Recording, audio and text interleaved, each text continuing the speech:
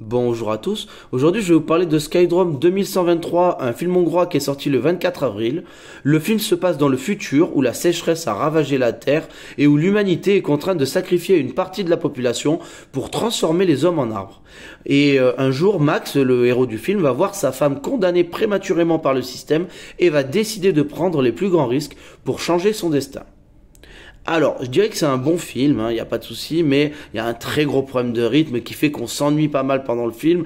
Moi, je me suis vraiment ennuyé et j'ai trouvé que c'était un film d'une lenteur, mais assez grande, de A à Z. Il y a aucune fulgurance dans le film. Au niveau du dessin, c'est très beau. Je dirais que c'est même mieux visuellement que Mars Express, mais ça, bon, c'est pas vraiment comparable parce que là c'est un mélange de 2D, 3D, alors que Mars Express c'était vraiment du dessin. Mais l'univers de Mars Express est bien plus détaillé. Là, je dirais que c'est assez minimaliste. Il y a peu d'interactions. On voit quoi il y a une dizaine de personnages qu'on voit en tout dans le film. C'est très peu. On se dépasse donc d'une chambre à un laboratoire. C'est très minimaliste. Le film ne prend pas le temps à vraiment détailler le monde comment il est en 2123. Il y a plein de choses qu'on sait pas, mais c'est pas le but du film. Car le but du film, c'est absolument pas de montrer un monde futuriste, apocalyptique, où la dictature a pris le pas sur la démocratie. Non, c'est pas du tout le propos du film. Enfin, on en parle, mais en fait, tout ça est utilisé pour raconter une belle histoire d'amour, et c'est une très belle histoire d'amour, il n'y a pas de problème, mais la science-fiction, est utilisée un petit peu, et contribue à faire une belle histoire d'amour. Au niveau du scénario, je dirais qu'il y a quand même quelques incohérences, surtout dans la deuxième partie du film, quand on sort du dôme, et il manque quelques éléments pour vraiment bien tout comprendre, mais allez, c'est pas trop grave.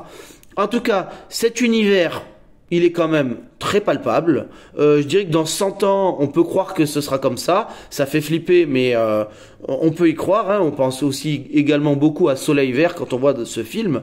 Mais en fait voilà, le film est il y a quand même pas mal aussi de réflexions philosophiques sur l'existence, sur la mort, sur le deuil, sur l'amour. C'est quand même un film qui est assez intellectuel.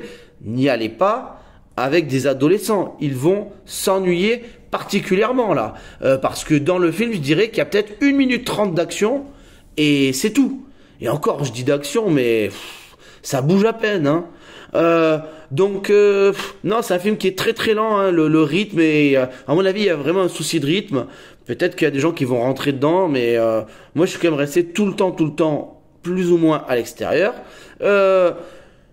Les musiques étaient très belles, c'est vrai, plusieurs moments on se dit, ça accompagne très bien.